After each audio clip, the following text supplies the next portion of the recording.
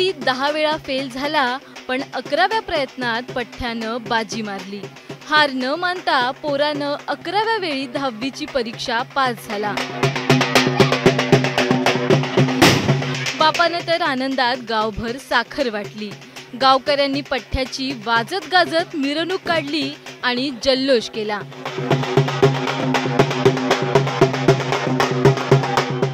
डोक्यावर फर टोपी, गळ्यात मोठा हार घातलेला हा आहे कृष्णा मुंडे।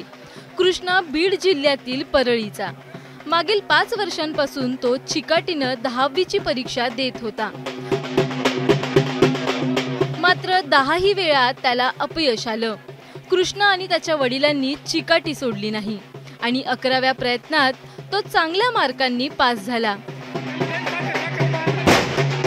कृष्णाच्या वडिलांना तर कमालीचा आनंद झाला। बापानं गावभर साखर वाटली। कृष्णाला मिळालेलं यश पाहून गावकरी देखील कमालीचे खुश झाले। गावकऱ्यांनी कृष्णाचा सत्कार केला, त्याची वाजत गाजत मिरवणूक काढली। हे सारं पाहून कृष्णाचे वडील गहिवरले।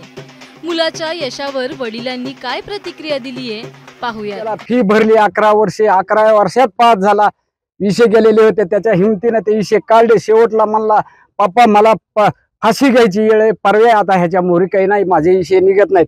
वाघा म्हणला आपल्याशी भारतीबा पाठीमाग आहे आणि शेवटला गाववाले पाठीमाग आहेत, माझे भाऊ पाठीमाग आहेत, बंधू पाठीमाग। मी नको म्हणलं होतं, माझा चुलता वारलाय म्हणलं, हे नग माझे चुलत भाऊ सरपंच म्हणले आम्हाला हे सत्कार करायचा आहे। आता काल तो पास झालेला आहे। हो, त्याला आता पुढे काय करायचं? मला शिक्षण शिकवायचंय पुढचं, त्याच्या बुद्धीने काय होईल ते होईल, मी शिकविणार आहे। त्याला काय बनवायचं? आता त्याला नोकरी लागली त्याच्या काय दिमागानं, तर मी पुढचा खिटीला आणि मी आतापर्यंत मी नोकऱ्या करीत आलो, गुकाडीत आलो, लोकांचे धंदे करीत आलो, लोकांची खडी भरली, पोट भरले। मी आता बी धंदा तेच करतोय। मला आज सुट्टी मंगळवारची। तुमचं किती झालं शिक्षण? माझं काहीच नाही शिक्षण। किती दिवसानंतर पास झाला? हे 11व्या वर्षी पास झालाय। 5 वर्षाच्या नंतर मी फी भरीतच राहिलो। मी कोण्या गोष्टीला कमी राहिलो नाही। माझ्या पोटाला मी माझ्या मालकीनीनं भाकर खाल्ली नाही, शिळी भाकर खाल्ली, कुटके खाऊन आम्ही त्याचं शिक्षण पार पाडलं। एका मुलीचं लग्न केलं, कर्ज फिरीतच राहिला।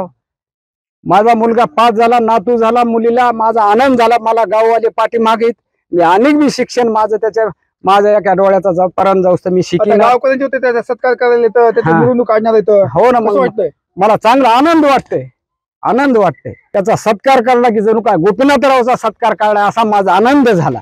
मुलगा नापास झाला म्हणून त्याला रट्टे न देता त्याला प्रयत्न करण्यासाठी या वडिलांनी पाठबळ दिलं। कृष्णा 10 वेळा नापास झाला, पण त्याच्या वडिलांनी खचू दिलं नाही।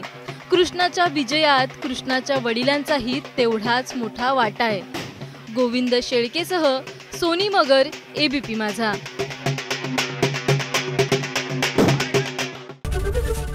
एबीपी माझा, उघडा डोळे बघा नीट।